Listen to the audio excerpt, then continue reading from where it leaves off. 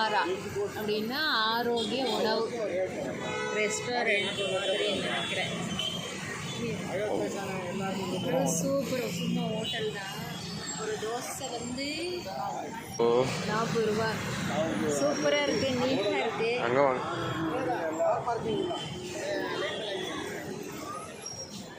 நீட்டாக இருக்குது ரொம்ப. பாருங்க, இந்த இது இந்த பிளேட்டெல்லாம் கூட தோசை சாப்பிட்டு தனியாக போட்டு இதெல்லாம் இட்லி சாப்பிட்டு தனியாக போட்டு காஃபி டீ பால் எல்லாமே சூப்பர் நல்லா இருக்குது. அவங்களுடைய பேருக்கு தகுந்த மாதிரி நல்லா சூப்பராக வச்சுருக்காங்க.